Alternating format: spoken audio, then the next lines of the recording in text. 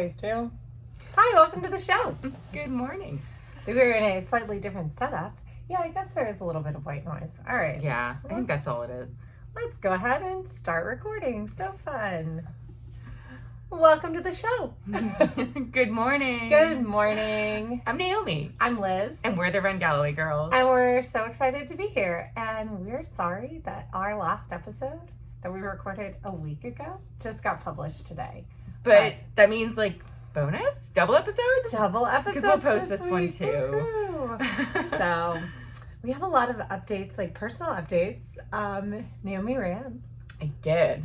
I ran 2 times. But more importantly, happy anniversary. Thank you. Yes. 14 years. It's a Wednesday, so it's like, what are we going to do for anniversary? So we might go out or we might save it for the weekend, which I guess is Labor Day, and we have more I options. Can babysit. Yeah. Well, so figure something out. Even if you do something tonight, why don't you guys plan something over this weekend? Yeah, that sounds And good. I'll come over and watch the kids with Brian. Thank you. Or probably just me. That's fine. Or Julian can come to Aunt Liz's basement. That's right. He was like, I have to go in Aunt Liz's house. I have to go downstairs. And we're like, what are you going to play with? Yeah. And he wanted to be down here. He wanted the drum kit, and the most of it wasn't here. There was a drum. But then he didn't want to bang that drum. No. It was just funny. But he just remembers Aunt Liz's house is cool. Yeah. So that's so exciting though. 14 years. And Yeah. Scott is the person that got you into running. He is. You ran before, but from an obsessive bad place. And yes, became, from a place of calorie burning, from a gym. I almost said you became a gym. runner, and now I'm like, nope. Because Elizabeth taught us, you don't become a runner. You are a person that runs. But Exactly. she became from just a run from time to time to run races person. Yes, Scott. he convinced me to run 10K. So actually kind of funny, again, parallels with Elizabeth Clore. And this was a story that I knew about before reading her book, was her first foray into running, was that she went and ran a local, I believe it was a 10K also, and she ends up placing. And that's exactly what happened to me. And then you're like, oh my gosh, maybe I could be good at this. Yeah. I've got, even though it wasn't fast, it was but I placed for my age group, and that was such a exciting moment. Yeah. It really is still so exciting if I ever place. Well, the South Lakes 10K was this weekend, and I had originally hoped to be able to run it. Just speaking of 10Ks, Yeah. but I didn't. Yeah, a lot of our friends ran it. Yeah, I've been on run restriction for 5 days, but today I'm allowed to run. Are you thinking about running today, or are you gonna I don't know. It Peloton? really depends on what the weather feels like. Mm-hmm. It feels 1,000,000% humidity outside right now. Yeah. It feels gross. Yeah. Well, it feels like it's been supposed to rain. It feels like it's going to rain for the last 3 or 4 days. And it has, but it's a sprinkle. It needs to break. A downpour. Yes, exactly. I mean, it's the end of August, so I feel like the weather will turn soon. That was the one thing. Except it's going to be 95 next week. Oh, okay. Never mind. That was the one thing with running this weekend. I was thinking and finally I can try to start running again. If the PRP didn't work, then it's not going to work. So there's not any risk at this point. It's more of just, okay, what do I do from here? And so, but I was prior to this, when I got the PRP, I was like, cool, I'm going to miss the hottest part of summer. And then I go out and it's still really gross and really hot because we don't get a break until late October. There's still pool running to be done. And let me tell you, we also have had very warm Marine Corps around here. Exactly. Well, very warm. And pool running, I did yesterday, but we are dwindling on that too. We're going to lose tomorrow. I guess will be our last Thursday morning before they close the morning swim. I was thinking maybe we ought to squeeze in a Friday morning. Before they close. Before they close, sure. Yeah, because it's just so nice. The pool is just... Also, it would kick off September. Yeah, but it sucks not to have it anymore after this. Yeah. Not to have outdoor pool. Yeah. We could still go pool run in the indoor pools. But actually, I think some of them don't close until, or they don't really get into their swing for another 2 weeks. So there's kind of a no man's land in the middle of all of that. Yeah. Yeah. So yay. Anniversaries and running again. And you didn't just run. And so my advice was okay, maybe a mile. And then if you tolerate that, run for 1.5 miles, or really my advice was 10 minutes and then 15 minutes. No, Naomi went out and ran 30 minutes one day and was like, it's fine. Then ran an hour. Back to back. I was a little worried when you ran an hour the next day. Oh, I knew you would be. And I was like, I'm glad that you held yourself back and restrained because there was a 10K Garmin badge. There was. And you didn't go after that. I did not. And I was like, yeah. And I had given myself the parameters of like, okay, yes, you can try this. But at 30 minutes, you must turn around. That's the latest. So I could turn around at 20 minutes. I thought about it, and then I just felt good. Yeah. I mean, something about those 2020s. Isn't that nice, though? Like, how much... Doesn't that prove, like, how much fitness you maintain by doing pool running and by biking? Like, it really is a great show that your fitness does not... No matter what the times on your watch say, because that Garmin Race Predictor is a freaking liar. And it's not giving you that same, it doesn't give you the same like workout metrics to change your running times that running does. Right. But I think health-wise, it does give you like what you need to be a competent runner. So don't be afraid of cross training. And I've been somebody who used to preach low mileage. Then when I was doing high mileage, I was like, maybe a high mileage is the answer. Right. And now I'm really thinking, no, high fitness is the answer to good performance. And quantify good performance. Like for me, good performance means show up on race day, have a lot of fun, finish with 80% effort. So you reserve 20%. So you've crossed the finish line feeling like you still had 20% to give. And you're, smiling. We never, yeah. That's how I that's literally my favorite races. Anytime I give more than 80%, I'm like kind of mad. I'm like I would rather cross finish line. I'm like, happy. Yes, I could have gone faster. Yeah, we talked about this before. We neither of us really do 100%. I know you see it out there, and a lot of coaches talk about, your efforts in training should be 80%, and then your race day efforts 100%. And I'm like, I don't want to suffer. Like that's I'd rather not suffer my thing. in training. I would rather suffer in training. I would rather train to my potential. So on race day, my whatever goal I've set is whatever 80%. Yeah. 100%. Yeah. Absolutely. Agree. Mostly because I up until the pandemic, I worked 2 and 3 jobs. Right. So the day before the Marine Corps Marathon, every single year. And I ran the Marine Corps Marathon from 2011 all the way until 2019. I worked a swim meet from 7 a.m., 6 a.m. until 4 p.m. the day before the Marine Corps Marathon. Which means you're on your feet. On my feet with, usually it was 6, 7, and 8-year-olds because it's this one particular mini meet and it's so cute. And I would work all day. And then one year I actually worked all day at the swim meet and I still had to go downtown and get my bib. And that was a nightmare. I will never do that again. But I've learned to go and get my bib on when they have the early Thursday or Friday. Well, yeah, I just take time off of work. I'm like, whatever, work doesn't matter. That's what my plan this year. And you're on your feet on concrete. And there is really a difference. And I know this is also true for people it's not even concrete. So or pool deck. Pool decks are made of gunite. So the shells of pool are gunite, which is a really strong concrete. Right. And the reason it's called gunite is they spray it in with a gun. Isn't that fun? And then it's tiled, hard tile. Yeah. So it's even harder than pretty concrete. Intense. But those Hoka sandals that we got, the recovery. We got the recovery flip flops. Mm-hmm. Those were my favorite to wear to meets because they're anti-slip and they're so springy and nice.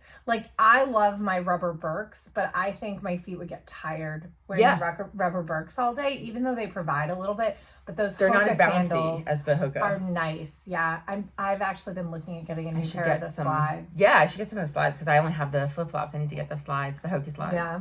I know a lot of people love them, but it's something to be said for that is the issue here when you run Marine Corps, and for those people running New York. It's not just, us anecdotally who've said it, but it's true that the concrete really beats you up. It does. And so, standing around on something harder than that. The Marine Corps New York Double, which a lot of people do, a lot of people go run Marine Corps 1 week apart. And then they want to go run New York. It is different from just running 2 marathons back to back because of that concrete. If you are not ready for that, you are going to end up with stress fractures. I think almost every person I know who's done that double has ended up horribly injured afterwards. Except for like Ken. Like with the exception of people who But Ken has the mileage base. Exactly. That's exactly it. Where we're talking about all this fitness base can get you. I have done back-to-back marathons. Have I done a week apart? I might have.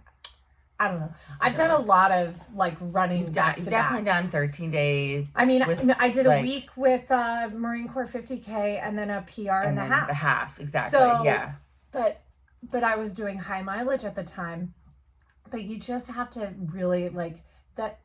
There's something about recreational runners wanting to do that double in particular that they just want to. If you want to do the Marine Corps New York double, you should be really looking at a couple of peak weeks in August where you practice 24 back to back. Yeah.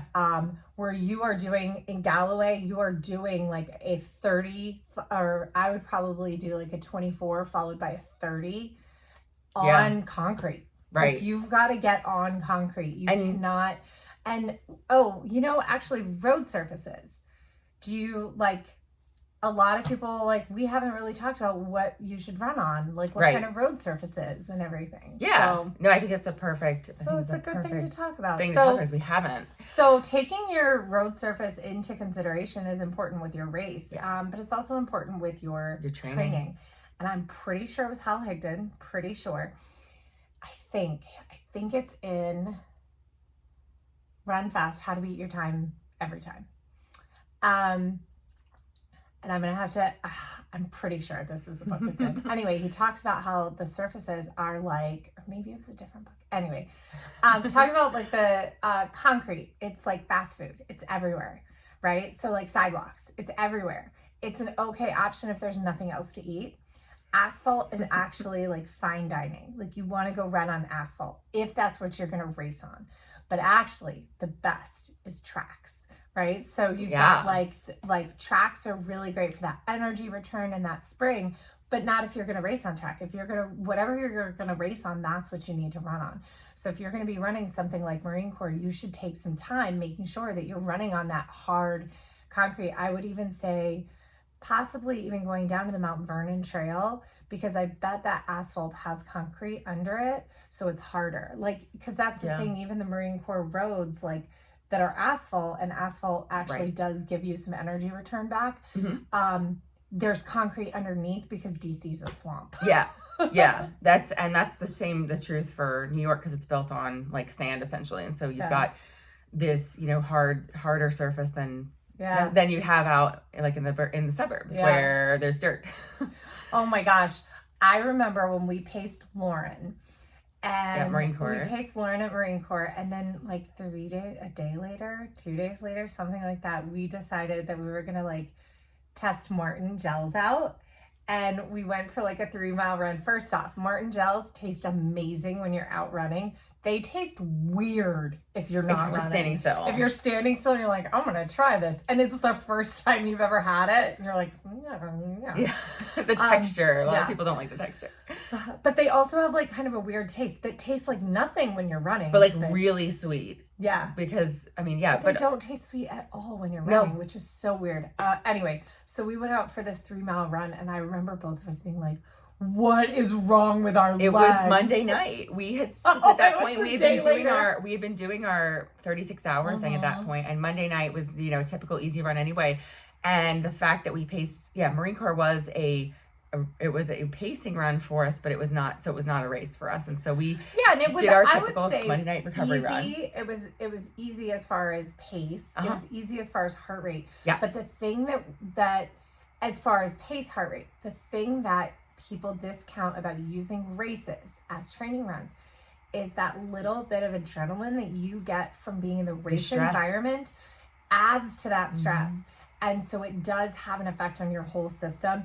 And then the concrete. If it's Marine Corps or New York or any race that's a city race. Yeah. Like if you're going out and doing, C&O Canal races or something that's like a trail or something that's not going to beat you up. I wasn't beat up at all when I did that C&O race. Yeah. Like 3 weeks. Before Mountains to Beach. 3 weeks before Mountains to Beach. Yeah. Because it's that totally different surface. That's another surface we can talk about is like packed gravel. That's the race that Elizabeth like bailed out of. Yeah. Or the twice. She did it as 18-mile runs twice. Yes. I loved, first off, like a lot of people think I'm crazy. I freaking love a race that goes out and back and out and back, because it gives you 4 segments and you're like, I'm gonna like descend each of these 4 segments, and then it doesn't matter if you have a slow mile in there, because you can take a recovery mile, you just have to descend the segment, break it up into quarters. I love segments. Yeah, well, because it is a really easy way to mentally look at it, whereas like in other races like Marine Corps or whatever, you do have to really look at the course, and it's not, you can't just descend each 6 miles, because that's just not always the way it works. And I know we talked about Marine Corps and like the best strategy for that one. I know. I was about to replay my strategy that I've already shared on the podcast before. Yeah, or like we should look. I think we should wait and do that 2 weeks before Marine Corps. We can share like 3 different Marine Corps strategies, right? Because Marine Corps has an incredibly fast 10K at the end if you are heat tolerant and sun tolerant, because even when it's cold, it's direct sunlight, so you have to be sun tolerant. Marine Corps has a really fast middle half marathon, so which I think that's my favorite strategy. And then Marine Corps has, just a lot of great energy, and I think that it's possible to just start slow and descend the whole thing. Yeah.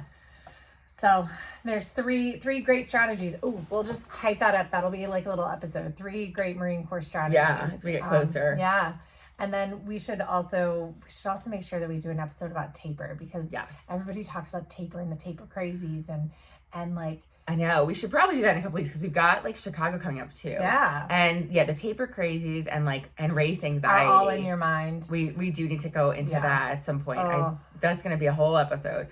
But it's so funny. I don't get anxious about races. I get like really excited to execute. And the more I think back, especially after reading Elizabeth's book and talking with you about how you felt about races, and thinking back, I really remember sitting in my hotel room at Chicago, texting with you, and we both had a race the next day.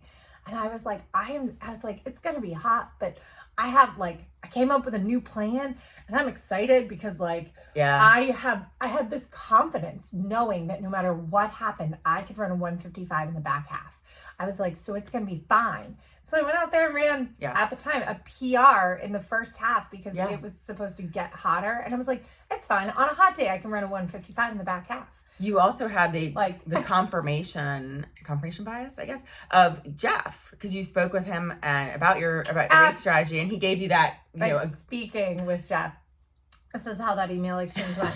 Hey Jeff, so I know you said I should go out slow and then go out easy and then try to pick it up. Try to build. But it's supposed to be 80 degrees at 9 a.m. So here's what I'm going to do. Right. I'm going to run a PR in the half marathon and then just hold on and run a 155 in the back half. Sound good? He goes, go for it, Liz. Yeah. That was all he said.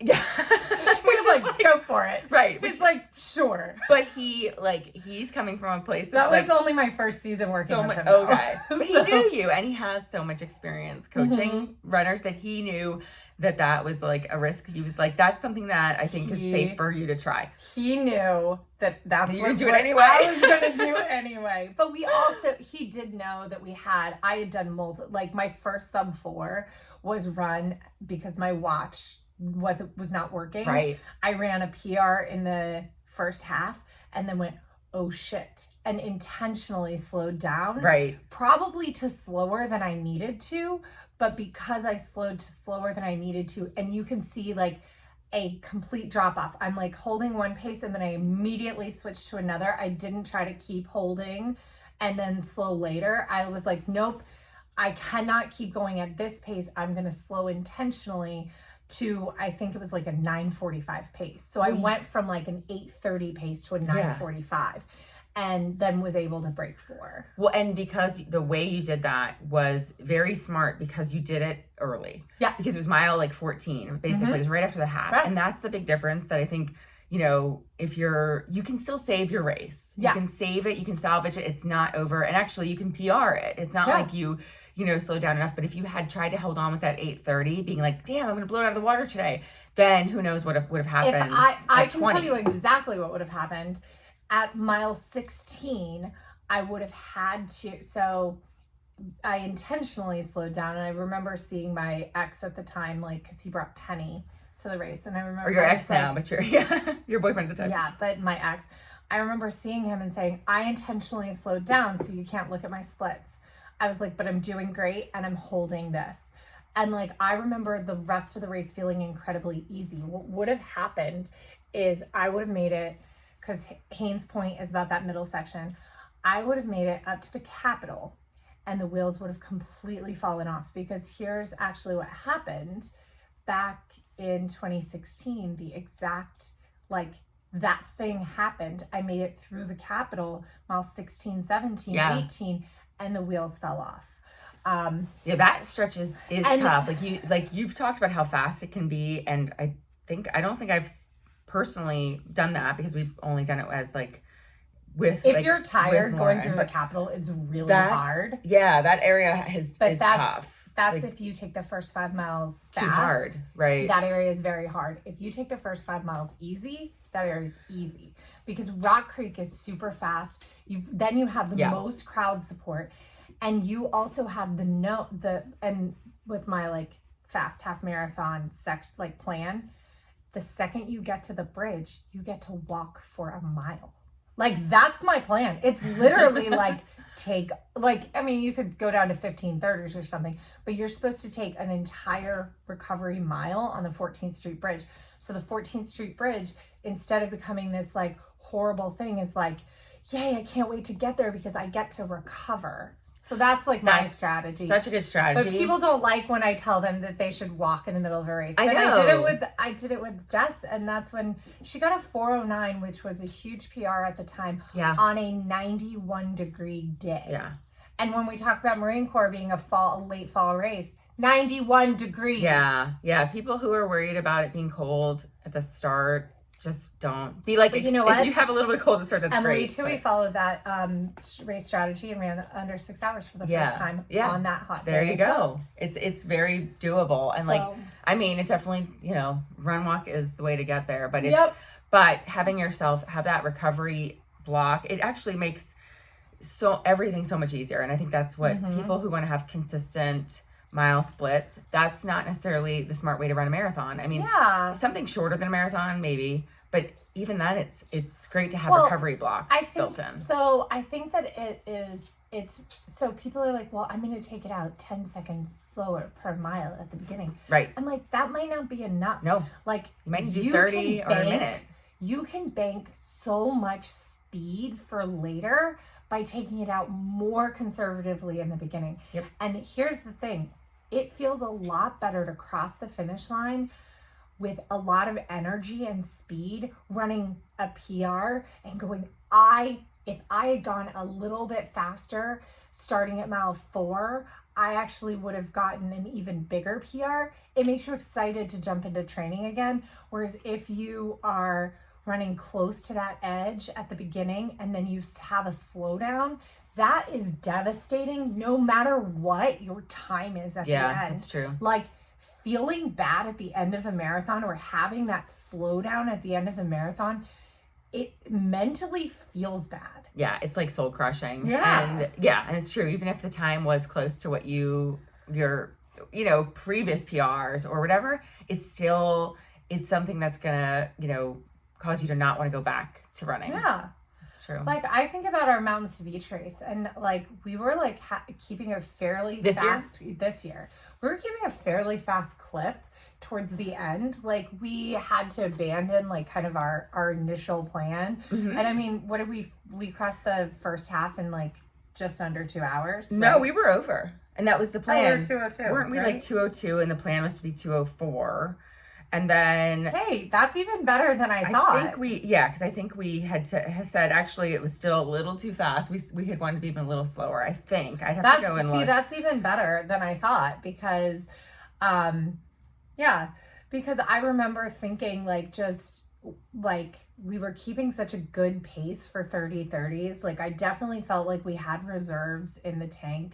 It was so hot though that like, you know, it was kind of hard to. Yeah, we needed to use, you know, we needed to save. Gosh, we were consistent. We were, but we need to like save something there. So like in that second half, especially for me, like when I started to get those like little twangs of nausea, because I get you know, during especially hot running, I get nausea, and it's like we had to just slow down just a pinch, like whether it was 15 seconds mile, whatever it was to, you know, I think we had 1 or 2 miles that were, we definitely had 1 or 2 over 10 in there, like miles 23 and 24 were over 10 minutes. But other than that, we really retained our pace, like from, you know, through the first half. We knew that like we were like had to kind of just like threw that together. Like honestly, again, we did not have the training for a marathon. For a 4-hour marathon. You know, that's the other thing that's why the 204 or the 202 was about a 2 hour, because we had a 2-minute potty break at mile 11. That's right. So or 2.5 because so it was an 11-minute mile. So it would have been a sub 2 first half, which was too fast for what we knew that was too fast. So so we were, but again, my digestive upset. But again, we saved our, you know, our day. We did not like let it ruin the day. And because our slowdown wasn't like it's not like we slowed down to 12-minute 30-30. Which I've done. And let me tell plenty you, of times. We are definitely capable of doing 12-minute mile 30-30. Especially in the end of a marathon. I've done lots of those. I've done lots of 12, 13-minute miles at the end of a marathon. And yeah, you're completely bummed out and depressed by this race for a really long time because you didn't retain and save and like have some kind of marathon. You know, the marathon is such a difficult run too. Like it really is, because like at any point, like the wheels can fall off at any point and you still have so much race to go. Like you really have to be patient and calm during a marathon. And my favorite mantra is you've got time. That's my favorite. And I use it actually even in half marathons. Don't worry, you've got time, because you do have so much time. And, you know, the whole run the mile you're in is great advice too. But just like staying relaxed and just like got nothing but time. Because let me tell you, no matter where you're at, so let's say you're even trying to, you know, kind of beat that, you know, you're in the 5:30 group. So 5:30 is what, 12:30, 12:40, something like that. Because 5 is right around 12. You throw a 13-minute mile down, that's okay, because you can throw a 12 down later. Or, you know, you throw a 13 in, you throw 5, 12, 20s, 25s in, and you've made up that time. You have time to adjust. So don't ever let 1 mile, you know, dictate too fast or too slow. If that first mile is too fast, like go ahead, and because it's so easy for the first mile in races to be too fast, so easy. Go ahead and make the adjustment in the second mile. Don't wait and make the adjustment and say, oh, I banked some time for later, because you didn't. There's no way to bank time. You can only, by being too fast, you can only get a slowdown later if it's too fast for your fitness. A lot of times though, I think sometimes people are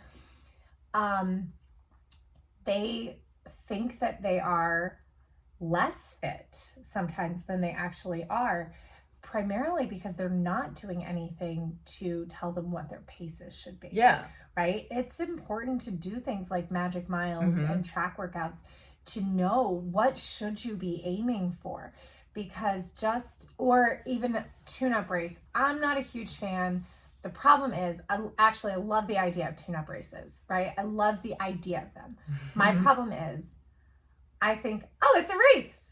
And like, that's it. I'm done with training, or I need to recover. But tune-up races aren't like things you recover from. They're just like another workout with some race practice in there. And so then I'm like, let me sign up for all the races. That's my personal problem with tune-up races. I would love to figure out actually how to incorporate racing in my season in like a healthy way without blowing my season, because like for me it's like either one goal race, or it's like my goal is to run all the races. Both is super fun. Actually, running all the races in a fall is like the most fun, because it takes the pressure off of performance. But if you're training nicely, you actually can kind of perform really well too. Right. But tune-up races can make, you can peak too early. You can kind of, even though at the same time you're running like peak mileage that week of the tune-up race. So you're not like, it's not like you're in a state of recovery and taper. But it can, you can race too hard. I would say what it does is less about your actual fitness and more about like metabolically and like your endocrine system because of the adrenaline of a race atmosphere. It can kind of surge you and deplete you. And I know doctors will tell you adrenal fatigue is not a thing. I think that there is something that happens, and it's like a cumulative stress load. There is something that happens that at some point your body goes, that's it, and then it depresses you, and it's really hard to recover in a short amount of time from that. So if you and this can all be psychological too, right? You have like a little bit of a block for the marathon, right? But the half marathon feels amazing and doable and awesome to you, right? And so if you have a half marathon tune-up race 4 to 5 weeks before your marathon, you might, without knowing, put more pressure on that, or like have more positive excitement about that half that then depletes you and then actually feeds into your anxiety about the marathon that's coming up. Right? So it's almost like you're unintentionally, derailing your marathon. True. Right? Whereas like I am the kind of the opposite. I'm like, well, I'm not good at, the only way that I can PR halves is in the marathon. Like that's literally something I had said for years, that the only way, the only time you were like, it was happening in marathons. So you're like, well, so for me, I'm like, well, I can just run this one pace. Like I just have this one gear. Right. Well, I mean, I have multiple gears, but it's like for distances over 10 miles, it's like this one thing. Right. And like otherwise, actually for distances over a mile, it's this one thing because I have like my fast, like 200 to 400 and then, right. And so a tune-up race, I'm like, oh, okay, cool. I'm going to run a 150 and then on marathon day, I'll run a 340. Right. You don't put the pressure on yourself with those because partly because you just don't feel the confidence in them. But then I do go into half marathons and I'm like, why is everybody else that's running the same marathon time as me, why are they all 8 minutes faster in the half? Right. I mean, it's literally that much faster. I remember, for a time, our friend Kara and I had the same marathon time, 3:32. Yet she was like doing 130 something in the half. Right. And I'm like, I can't do that. Yeah. And it's like, it's really hard to also, if you're doing a race during a season. So we did that with Mountain Speech Training this year. We did the 10 mile and the Jeff's half. And it was really hard to set a different expectation, different goal times. And even though we trained to our fitness, but the way we did it was so different because we did 60/30s. Well, to be honest, like that was the very edge because it was so early in our season. It was the very edge of what I was capable of. What I was physically capable of. It was less about it was less about like cardiovascular It was the endurance. muscular. It was literally bones and muscles. Like, I mean, my body was breaking down because I literally went from nothing to a 10 mile in early March and a half in mid-March. Right. Like I went from 0. With lots of mileage around that because that was in training. Those weren't the goal races. But it was, talk about like going to a race and be like, everyone's doing 8 minutes faster. We had to separate the finish time from the goal of the day. And so the finish time being a 2-hour half or being whatever, like in the past or on a race, like even now, if we were to race for a half, we would think, wow, 2-hour, that sounds kind of slow for us, but I'd actually be super happy if I could run a 2-hour half right now. Well, yeah, I mean right now because although I think I could because like my natural, like my first half was a 157. Yeah, exactly. So again, I have this like confidence of like, well, the first time I ran a half, it was a 157. Right. I could go out and I mean, that's not to say that I haven't run over 2 hours before because I have like 18 days post tonsillectomy. I ran a 205 or 208. But that again is like you were only 18 days post surgery and you're still only like a 205. Oh, well, and I was told not to run too hard. And then down to Virginia Beach, and one of the reasons I will never run that Virginia Beach. Shamrock? No. Or, the rock, hot one, the rock and roll, one. which they don't do anymore, I don't think. That was the most miserable I've ever been on a race course. Yeah. I took it out the first mile really fast, and I was like, why does it feel like I'm running through soup? And then the rest of the race was just that was the hardest I've ever worked in a half marathon, and it was a 2:08. So it must have been a 2:05 after surgery. Yeah, those and I chafed so bad between my legs. Like Labor Day, those September, because that's right around the time that I did that. I mean, it was a different year, but the Philly. Yeah. That Philly half, oh my God, it was awful, which they don't have that one anymore, but it was rock and roll. I gotta tell you, September, it's not safe. September is rough. It's not safe to run those half marathons on those hot days and expect good performance. It's just not, it's literally not safe. So. Agreed. It's, actually though. I think that honestly, I think that any race where the outside temperature is over 85 degrees in full sun, it's they should say we're not giving times today. We're not doing places today because it really is unsafe. Right. And there are times like when, again, another race that's not around anymore, with the Navy Air Force half, there are times when the weather has been decent enough to where I have had good performances in September. Yeah, I loved the Navy Air Force. There's some September DC. There is the DC half now. Yeah. So when is that? I think it might be the same weekend, mid-September. Oh, someday we'll do that one. But I don't know, maybe I'll do it this year. Yeah. But it's in a couple weeks, we should look at it. But yeah, you just have to realize that September, October, no matter what you're trained for, the weather might completely derail that. And and be okay pivoting. Okay with that. Be okay pivoting. The same thing with, the one thing is if you've got something like mile repeats or quarter mile repeats or something like that, and you are training for a time goal and it's really hot out, you do have to do the work and you have to do the training, and you have a couple of options. You can bring those workouts onto the treadmill. And the way that you do that is you have to run by effort, because the treadmill does provide assistance. I don't care what anybody else says, it provides assistance. You also, on a treadmill, you do not need to increase the incline. That's dumb. Okay? Unless you're doing uphill training. Yeah. Unless it's uphill, right? But if you're taking a speed workout onto the treadmill, what my suggestion is to run, look at the times and run slightly faster than what you're looking for on the track. And I still take walk breaks on the treadmill. I'm a big fan of walk breaks. I found that I need to double the walk break time because it needs slowdown time because and speed up time of the machine. Yeah. Yeah. So I usually do 45 seconds to a minute of walking on a treadmill, but then I'm increasing my run speed. So if you've got mile repeats, I would cut them to half miles and do double the amount. I would do a break right in the center of them, of that 1 minute where you've got the slowdown time and the speed up time. And I would just try to run them faster than, let's say you're supposed to do them at an 8-minute mile. On the track, that would be a run speed of a 7:47 run speed with a 30-second walk break in there. So then you would want to have a 7:30 run speed on a treadmill. And the track also provides assistance. So if you're doing, and then you kind of have to do that same conversion. So treadmill's one option. The other option is the track. Yeah. And bring lots of ice and use ice and use a lot of cooling during your recoveries, and take longer recoveries so that you're still getting that speed training. Mm-hmm. Try to get some kind of shade out there too.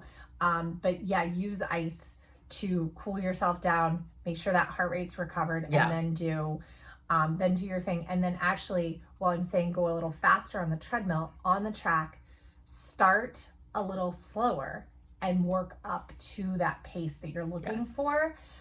Try not to cut your workouts though. Try not to say, I'm just not going to do it, or I'm going to go run easy, which is actually my big intention. So do as I say, not as I do. I love to be like, I don't want to do these repeats. I'm just going to run easy instead. No, if you're okay with just finishing, that's actually fine. But if you are really I really want a time goal, I really want to do well, that's how to do it. And then also don't beat yourself up if you're a few seconds off. Do consistently what you can. And then maybe sometimes that means your magic mile might be slightly off for you personally, because things do change. You know, we're not perfect machines. I think we've talked about how our magic miles are not necessarily like correlated. We can sometimes run faster than our magic miles, so a better predictor. And a better predictor might be a 4 mile block, because even a 5K would be like kind of off, like, because a race effort is not quite right. So yeah, a magic mile might be closer in when you're looking at it, comparing it to like your 10K or something like that, or even up to a half. I don't know. My times, my 5K and 10K were always faster than my magic mile predicted. Right. So or the opposite is true, where you're because again, like those, it's kind of like the McMillan charts and how some people fall exactly on the McMillan chart. I'm exact. And most people fall somewhere outside of it. Like for the marathon, it's slower, and sometimes like the shorter. I think my shorter ones are even faster than what it predicts based on like, I don't know. It's funny. Our VDOT calculator, the Jack Daniels calculator, is like exact though. Which is it's really funny how exact it is. So, So maybe we should talk about what to do, like, as people are getting into their fall marathon training. What do you do if you feel sick, or if you have if your baby stays up all night? Oh my gosh, everyone right now is catching all the stuff that's going around. Everyone's getting, I mean, there's definitely another strain of COVID. There's also just like other colds and flus. Yeah. So people are concerned because like, oh, I was supposed to do 16 miles last weekend and I got sick. So I take the weekend off. Do not go push through with when you're feeling sick. Take the rest. So here's the thing. If the cold is above the head, you can run. You can. If the cold is down here, neck down, even a sore throat, you should not run. Should not run. Not long. You can do, it is safe to do 30 minutes easy, as long as you're not coughing up a lung. But the time off will not hurt you. Yeah. It really won't. And you can use other sneaky low aerobic fitness that doesn't make you feel bad. But I got to tell you, the thing you need when you're sick is sleep. Well, that's also like thinking in terms of, if it's a head up or neck up cold versus neck down, that's been great historically. But I think a lot of people nowadays, what they're getting, if it's COVID or something else, people are getting fevers, and a fever is no running. So even if you aren't like, I don't have anything in my lungs, but I have a fever or I'm feeling that extreme fatigue. Yeah. I just Sleep. Rest. It's not going to derail you to miss that weekend. Well, and think about it this way. Do you run well when it's the hottest part of the day? No. When you have a fever, you are in the hottest part of the day. It's only you're like cooking. Yeah. Your organs. And your body is actively trying to fight something off. Yeah. And like, if you have to take more than a week off, more than 7 days, it might be time to reevaluate, because you are so sick. You've got a fever long term. Things are going wrong with your heart rate. You have extreme fatigue. No race is worth pushing through stuff like that. But you might just want to reevaluate your goals. Maybe your goal was training hard for X time, or training hard for some kind of, improvement. Maybe it's, okay, I got sick. It did derail me. I need to make sure I'm recovered enough to finish the race, because that's really important. Like, I mean, that's actually our Mountains to Beach was very much that this year. It was like, our training did not actually get us to be able to run a goal marathon, but we were able to run a very strong to finish marathon. Yes. Yeah. So if you have, let's say you had 16 and you missed your 16, and then this upcoming weekend is going to be either, I don't know, it's either 18 or maybe it's a down week. What do you do? What happens if you miss that 16? Do you flip-flop, push it forward? What should you do? It really depends on what kind of plan you're doing. That's true. If you're doing a Jeff Galloway plan and you have a super long run and then you have a down week, go ahead and you just swapped your down week and your super long run. And it's a 3-week cycle, so then you're actually gonna have a 4-week cycle, but that's fine. 4-week cycles are also very normal. Or sometimes you can just still take that down week and just keep going with your plan. Jump back into it. Right back into your plan, because 1 week is not going to derail. So basically what I'm saying, and that's what's so lovely about a 3-week cycle. You can either adjust it and go into a 4-week cycle, or adjust it and have a 2-week cycle. Either one works. True. Like, so you're not going, one weekend is not going to derail anything. Right. If that weekend is 3 weeks in a row of that, then you might need to, and that's actually where we were. Yes. We had failed mile repeats where we didn't even do enough distance. Like, and it would have been different had we gone out and done the distance, you know, because we did a mile repeats that should have been 18, and I think we only did 12 that day. Yep. Right? So we're missing both the speed training and the distance. Yeah. Right? And then we had a long run that was supposed to be 23 and ended up being 11. Yeah. We just, like, no, it was 26 and we stopped at halfway and walked back to my house. Yeah. It was supposed to be 26. Yeah. Because it was like London virtual weekend too, I think, or something like that. So, I mean, we literally did half marathon training. We literally did half of what we were supposed to do. Not intentional. And we were still able to run a 2-finish half marathon. Whereas, I mean, I still believe my watch that had we done even one of those runs, either the mile repeats to the right distance, or like we would have been, you know, 3:58. Yeah. And even on the hot day. Yeah. And like with my injuries, like it was, you know, if I didn't have all of that going on. But yeah, so I would say I think you would have pushed through. I think it would have been fine. Had we been able to finish those runs, I think that we would have been just fine. Like, I mean, you've run so busted, so true. You really have run so busted. Your hamstring for like years. I know, but that like quad thing, I didn't know what to do with. Yeah, I should talk about what's happened with my plantar in a minute. But so I guess I just want to follow that up with like. So if you have this weekend, you have now an upcoming weekend, or the next long run is 18 and you missed your 16, go do your 18. It's okay. That's kind of like what I'm thinking that a lot of people are missing out on. They think they need the 16 and the 18. Yeah. If you missed the 16, you went from 14 to 18, you will be okay. Oh, yeah. You will be okay. I mean, in Galloway, we actually we sometimes go up 5 miles. Yeah, like you jump from 17 to long run to 20, and then 20 to 23, and if we miss the 20 and do 17 and 23, we would be okay. And it's always okay, you know, with your long run, whether or not you're doing a Galloway plan, it is okay on long run days. Like, let's say you've got 20 miles, and at 15, it's just so hot, and you're like, oh, I just can't.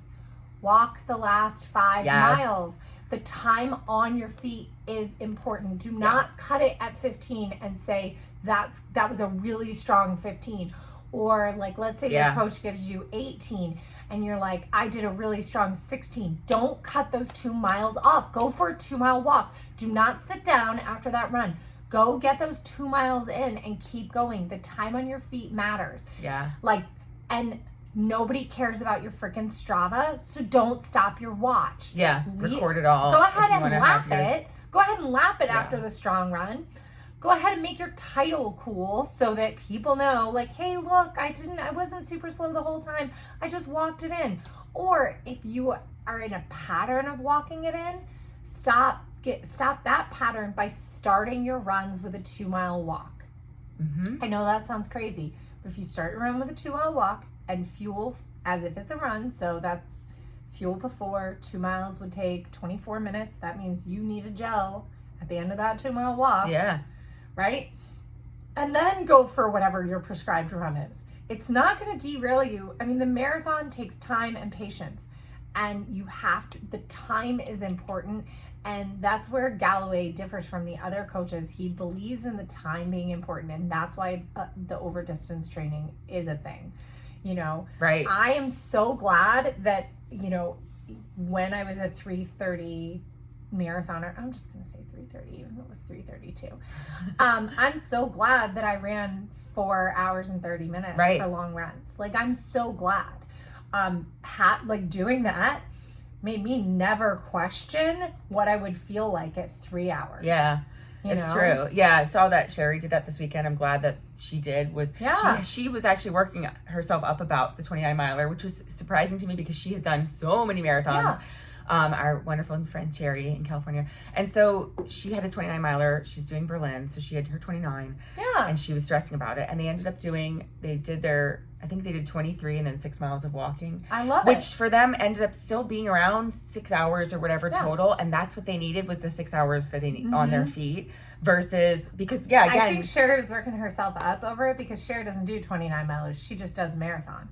She just goes to marathons. But right? I'm glad she walked to get it to the full time distance on her feet kind of thing. And like, it still ended up, important. Even if it would have been 5:30 instead of 6, like whatever it would have been, like it doesn't matter. The total time doesn't matter. Right. The distance was what was more important there. And so. Absolutely. Yeah. So I'm glad she did that. But yeah, over distance. Yeah. Over distance matters so much. So do you want to talk a little bit about your planter? Yeah, so I should talk about my run. So Saturday I ran, we talked about it. I ran like about 3 miles. It was 35 minutes, I think, in total, just because of where I went.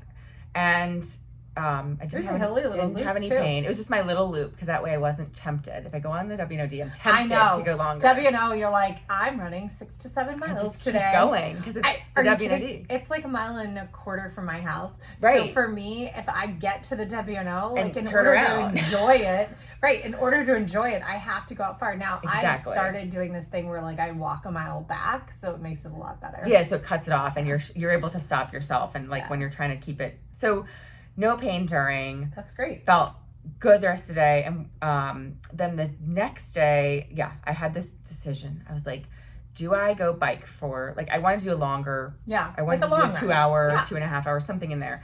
Do I bike for 2 hours, 2.5 hours? Do I, what are my options? Do I pool run for 2 hours? I was like, it's not going to be fun without Liz. Yeah. Well, I can pool run this weekend. Oh, good. Yeah, let's do it. And so then I was like, all right, I'm going to try it. I'm going to go out for a run, even though it's like 10 a.m. It's going to be hot as hell. And then I'm going to cap myself and come back and get on the Peloton and do a ride so that I get my full 2 hours or 2 hours and 15 minutes or something. Went out, and like we said, I turn around in 30 minutes. No pain during. No pain. That's the worst thing about planters. I'll have no pain during the run at all. The rest of the day I actually felt okay too. Oh, and Saturday we walked 3 miles. So like I had 6 miles each day. Miles. I had lots of steps. And then. Because that was the only thing I was allowed to do. Yeah. And then a little bit of pain. Just like the normal amount of pain Monday, but Monday I only got like 5,000 steps. So I'm like, that's not a good sign. And so I called, and then a little bit of pain yesterday, same thing, nothing terrible, but it's there. So I called, and I made a follow-up with the doctor, because that's what he wants me to do at 6 weeks.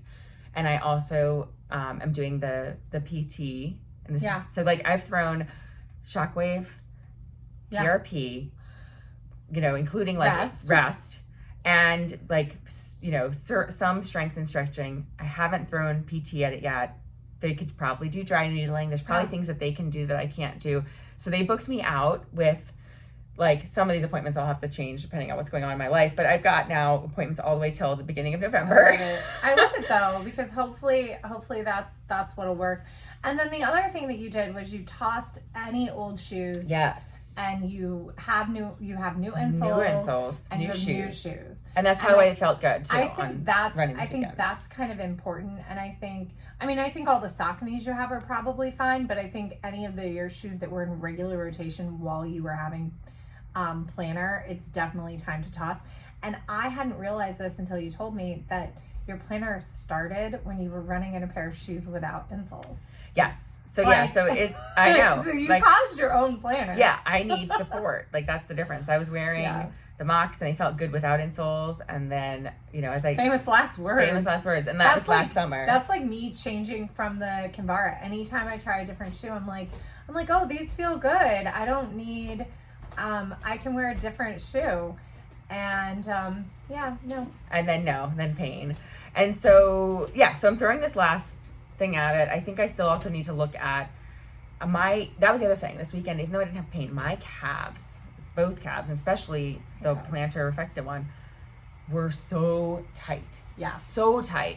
And so I think that's the other thing I really need to look at. And I was just looking at a video from Fuller Runs Far, who is, he works with Mike Wardian. Okay. And I was looking at this video of, the calf exercise that you don't know you need. And so basically, he's saying your soleus, it supports, it's basically the strongest muscle in your body. It does, 10 times body weight. That is actually why you don't need to do calf strengthening exercises, because your calf gets worked every time you walk. Like, like, okay, so that's something I remember from like vanity is the only reason why you do calf strengthening. calves need to be stretched, but seriously, vanity is the only reason you do calf strengthening. Well, so he's saying maybe the reason, if you have tight calves, maybe they're actually weak. Oh, and that's because I never had this tightness before, and I also, again, I was more of a heel striker before, but with my plantar, I have more calf tightness I never had before. That is the other thing. So if you might need to strengthen them. Here's the thing. You do not need to change. If you're a heel striker with no issues, you do not need to change what you're doing. Naomi had issues. That's why she changed. Yeah, hamstring. I was a heel striker, and I had horrible shin pain. Like, that was just, it was just awful. So I changed to be a toe runner. And since then, like, pretty much okay. And actually, when I was a heel striker, I had knee issues too. I had tight IT, things like that. When I became a toe striker, now if I get anything, I get the peroneal tendonitis, I get calf, I get Achilles. And that's exactly it. So if you have knee, hip, and glute. Hip, IT band issues, if you have calf, or if you have shin issues, like, and you're a heel striker, that if those things aren't going away with good PT, it might be worth changing your foot strike. Now, if you've got those knee issues, you may be changing them over, trading them in for calf issues when you become a toe runner. So just remember, like, a strong prehab program is, we're not big on or we have never been big on strength training for runners. We are now doing some strength training, but I would say we're not really doing strength training for running. We're doing strength training for the rest of our bodies. All over. Right. But a good prehab program of, making sure that you're working on your specific imbalances is always great. Yeah, and that's the other thing I did too, was before and after my runs on Saturday and Sunday, I got that, the Pro Stretch? That Stretch. That rounded thing. I stretched my calves. Like the blue rounded thing that you stand on. That you stand on. We'll share a picture. I stretched my calves. Do you do toe taps every morning? No, see, that's where I probably need to start looking at actual... When you get out of bed, you should just do like 100 toe taps. I do like the ankle rotations, and so I need to start doing more of the ankle rotations. I need to stretch my calves before and after, because that I think led to feeling good for those 2 days of running. But again, having the pain creep in Monday, Tuesday, I'm like, maybe I'll just. So yesterday I pool ran, and went on the bike at night, and then because we're also doing strength, I feel like I'm using more time to do all the things. It's way more time of my day, but I'm hoping it'll lead me to 2 hours. You don't need 2 hours of cardio though on your double days. You could just do a strength workout. I'm just saying, like. Yes. It doesn't have to be 2 hours. Like, you did an hour and a bit in the morning and an hour and a bit in the afternoon. Like, you can do an hour and a bit in the morning. You can do a 30-minute in the afternoon plus your strength, and then you're still just at your 2 hours per day. Yes. We should talk about what we're going to do this weekend. But my thought is, if you're up for running, we should do 3 to 4 miles, not really much more than that, on land as we make our way as we make our way to the pool and do a 2.5 hour pool run. Yeah. So that we're getting that good 3 hour run in, but the majority of it is in the water. But then there's still some on land running, and then we could meet at your house. We could do a 4 mile run to the pool, carrying our stuff. Maybe not. No, we'll probably drive. Yeah, that's okay. We'll run, but we can run from the pool. And then convert. Run from the pool, then get right in, and then true. If feeling good, no pain in the foot, we could always do another extra mile at the very end. Yeah. Or walk or no, whatever. I think that'll be great. We're trying to build up. We still have Marine Corps. And I'm not running both Philly. Marine Corps and Philly. I'm running one or the other. Mm-hmm. If at all. So I'm going to share it on the pod, even though I haven't shared it anywhere else. I had an embryo transfer on August 25th. 5 days ago. We're feeling very, very hopeful, but that means that I will be due in May if it works. So, it's pretty crazy to be in this situation. Still contemplating a marathon. That's why I've been like, I don't know. And that's why you're not running and you haven't. Oh, well, it's only 5 days. But I worked out.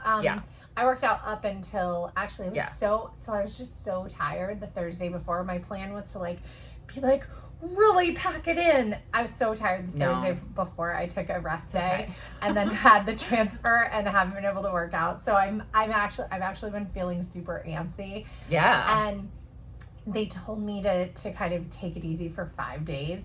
And I was like, do they mean on the 5th day or do they mean 5 days? So like I thought about pool running yesterday, but that was the 5th day. Okay. Like, right? So that's good though, that you really spent 5 like, days of, just... So like the embryo transfer, as far as counting that, you count that as day 0, but like for rest, I counted that as day 1. Yeah. So I'm allowed to do stuff today. So depending on how I feel, I'm going to go really gentle. And I've like looked at a lot of like what my clinic says, what like all the consensus is, because my clinic said, this is what the sheet says. It says, refrain from exercise for 5 days. After 5 days, you can include gentle exercise, like walking. I was like, wait, walking is exercise? I was like, wait, am I not supposed to walk? Like, how am I supposed to get places? Well, and we were talking about like, I have a dog. What were you doing before? Right. And what is your, what is your physical fitness level before and then heart rate, and what's your body used heart rate's to, important. And I'm not gonna push anything. I'm actually right. Once I find out if it for real works, I actually thought I would reach out to Ash Davis and see if she would be willing to, I don't know if she'd charge me, which would be fine, or if she would just give me tips of running through an IVF pregnancy. Good. But not just from the like, the clinical coach standpoint, side, but like from like she's run through IVF pregnancy. So like kind of just be like almost help with the emotional side more than anything, because like that's the hardest part, is like that side of it. Like physically I know what I feel like, it's more like emotionally and mentally, like if it works. So yeah, I have a good feeling, but I'm also very guarded because you know, because it's heart rate. We don't know. Yeah. We don't know. So, well, and I feel nothing. Like, I just, like, there's no, like, I mean, did you know at 3 weeks and 3 days pregnant that you were pregnant? So you ran. No, so we did that race. the 20K in Leesburg at 3 weeks or whatever, and then, by the end of that week though, that Friday I had, so it was like, I don't know what day that was, but it was like a day before 28, so it was 27, whatever that is. Yeah. I had a horrible headache and decided to take a pregnancy test because I was like, had a hormonal headache and I never have them. I was like, what is this? And that was, and that was Julian. See, I've been on so many like drugs that like, right. Like, you're also like tampering with your levels versus it was, it was different because like, I was very, very fortunate. And so it was just like any change in how I felt could, is potentially a symptom. So, and then I guess it was at that next morning that I told you and coffee tasted bad. Yeah, that's so weird. I'm like, well, coffee still tastes good to me. I was like, I really hope coffee doesn't taste bad to me. But you're not the only person that's told me that. Like, I've had multiple friends be like, I woke up and coffee tasted bad, so I took a pregnancy test. Like, whoa. Yeah. So the symptoms can be very weird and different, I really and hope they were coffee different still tastes good, because I got to tell you, I've been off my ADHD meds, and like coffee is the only thing that's getting me through. Yeah, especially if you can't. And I only have 1 cup a day. Like, it's not like it's that much. But I mean, and the symptoms are so different because I didn't have the headache or the coffee thing with Lila. So it's just, I had nausea with her. So, we're kind of excited. I mean, we're very excited. Not kind of excited. We're very excited. And so. Yeah, and optimistic. And cautiously optimistic.